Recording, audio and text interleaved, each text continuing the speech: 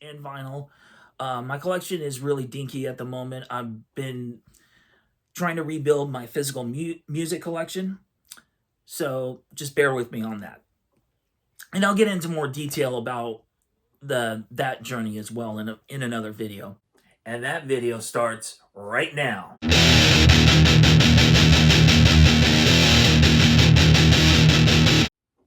In about the last year and a half, I finally jumped on the bandwagon, or turntable in this case, and started seriously collecting music on vinyl. So in this video, I am going to be sharing how I got to this point and the 6 vinyl records I had acquired before I made the decision to do this for reals. I've been fascinated with vinyl records ever since I was a little kid, but especially when I was a teenager, my parents acquired a turntable and decided to start playing their old records again. And this is how I got into a lot of bands like Deep Purple, Aerosmith, Queen. It was their copy of Physical Graffiti that started my love of Led Zeppelin. It was the double LP We Sold Our Soul for Rock and Roll that turned my timid curiosity about Black Sabbath into full-blown fandom. Speaking of which, that was also when I got to hear those amazing first 2 solo albums by Ozzy Osbourne for the very first time. And it was my mom's copy of the first Van Halen record that I got to hear that for the very first time. So those records were crucial in my early development as a fan of hard rock and heavy metal music. It was always my wish to have my very own collection of vinyl records. I randomly picked up a few over the years, but I never really fully committed to doing it. Besides, if we're being honest here, my relationship with music since the dawn of the new millennium pretty much sucked. Like a lot of people, I got taken in by the allure of file sharing, digital downloads, burning CDs, that kind of thing. And eventually, I turned to streaming services like Spotify.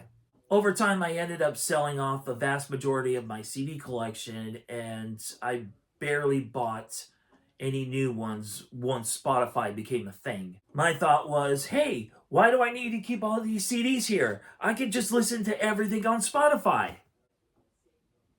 Everything changed in May of 2022 when my wife got me this box set by The Cure for my birthday. I know it's not hard rock and heavy metal, but getting this box set was exciting and it was the turning point. I finally admitted to myself that in this digital age, I had become detached from music. A wedge had been growing over time, and music became less and less valuable, which is surprising and a shame considering how much music was able to help me get through some tough times back in those days. And here I was treating it like disposable entertainment. I started with CDs, buying back a lot of old favorites, concentrating more on artists and groups that I still love. I saw this rebuild as an opportunity for me to fashion a music collection that I could be proud of and not be saddled with all of the crap that I either grew out of, thought was meh when I first bought it, or just wasn't into, and I just wanted to see what all the hype was about. But what really reinvigorated my interest in the vinyl format was the Accusation Network. Every week, Matt makes videos about metal music and metal vinyl collecting, so I started binge watching his stuff, and that is what motivated me to start my own collection. Side note, I would be lying by omission if I didn't mention that my mom passing away in October of 2022 also had an influence on that decision. Alright, so with that out of the way, let's take a look at this Deadpool KFC sport-sized handful of records I started out with. These 6 records are a hodgepodge of hard rock, new wave, and film music. Some people will look at that and call it diverse. I call it erratic, unfocused, and half-hearted. In other words, it's a reflection of my adult life. The first 2 records I want to share are 7-inch singles that were included in deluxe edition Blu-rays of 2 films by my favorite movie director, John Carpenter. First up is The Pork Chop Express, performed by John Carpenter, Cody Carpenter, and Daniel Davies. This was released in 2019 via Sacred Bones and Shout Factory. This is a re-recorded version of the opening title music for Carpenter's 1986 movie, Big Trouble in Little China, which just happens to be one of my favorite movies of all time. This version also first appeared on a compilation album that the trio recorded and released in 2017 entitled Anthology. The B-side is a re-recording of the Alley War, which was exclusive to this 7-inch until 2023 when it was included in Anthology Volume 2. So there is the final lovely shade of green there. Love the labels. I'll go ahead and show off that. It is a steelbook edition. Some nice artwork.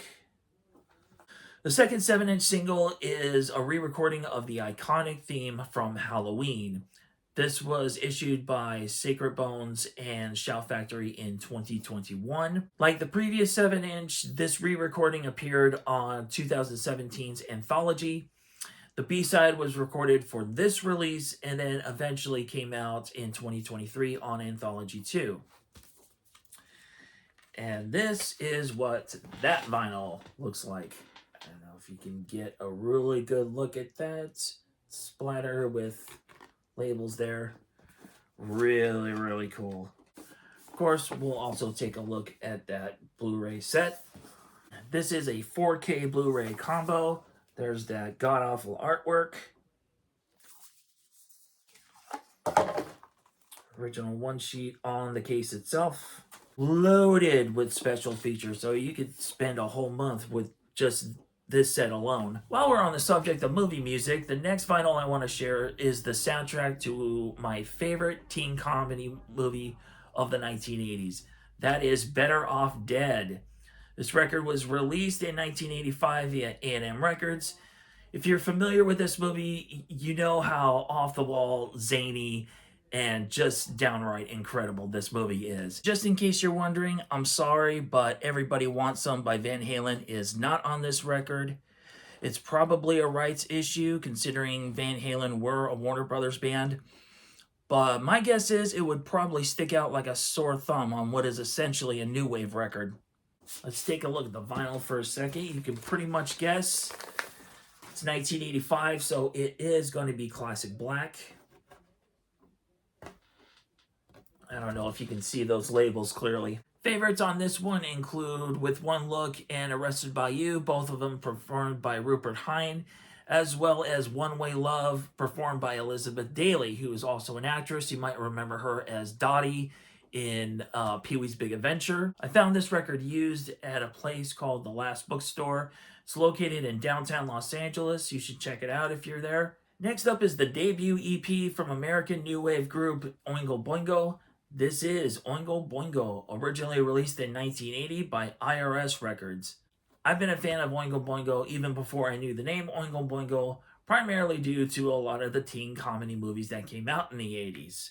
I found this EP at a flea market in Hollywood, California, and I saw it. It was only $5, and I thought, I gotta have this record. What we have is printed inner sleeve. There are the lyrics right there. Can't see them, but those are credits. And this is the record. Of course, black. It is 1980 after all. So this EP contains 4 songs, one of which is an early version of the song Only a Lad. You also have Violent Love, Ain't This the Life, and I'm So Bad. Next up is the 5th album from American hard rock band Alice Cooper. This is School's Out, originally released in 1972 by Warner Brothers Records. This is their 3rd record with Warner Brothers, their 3rd with producer Bob Ezrin. And this is a decidedly more lighthearted record compared to the 2 predecessors, which were Love It to Death and Killer, both released in 1971. And before you ask, no, this is not the original pressing that has the pink panties. You can see it's just a boring white inner sleeve. I want to show the record first before I show the packaging. There is vinyl black. This is one of the coolest record sleeves you will ever find. As you can tell, it looks like the top of the desk. It even opens up like a school desk. And on the back, there are these flaps that you can fold out and set it like a desk, like so. Some other favorites I like on this record besides the title track, you have My Stars, probably my favorite D cup on the record. It's not one of my favorite Alice Cooper albums. Like I said, it was a more of a lighthearted record. To me, this album was merely practice for the brilliant follow-up, Billion Dollar Babies. Last record before we close up is the second studio album by American hard rock band Kiss. This is Hotter Than Hell, originally released in 1974 by Casablanca Records.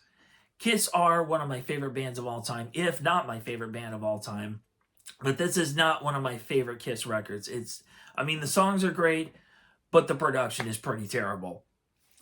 That being said, this particular copy is precious to me because this was given to me by my Aunt Debbie, who sadly is also no longer with us. She knew that I was a big Kiss fan, and as we were saying our goodbyes after a visit, she pulled this out of her record collection and gave it to me.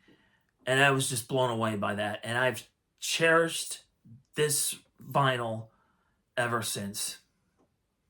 Let's just take a look at the vinyl. It is classic black, but that's the Casablanca logo right there. Favorite songs on this record include Got to Choose, Coming Home, Strange Ways, Going Blind. Like I said, the songs are great. It's just it's not a very good sounding record. And that's it. It's done. Finally. Sorry it took me so long to get this story out to you, but I'm just glad it's over. But I hope you enjoyed it. What were your first vinyl records? What were your first records, period? Tell me your story in the comments. Anyways, my name is Josh. This is Brain Pollution, a celebration of physical media. Subscribe to the channel if you want to see more. Hit the like button so we can get the word out. And until next time, later.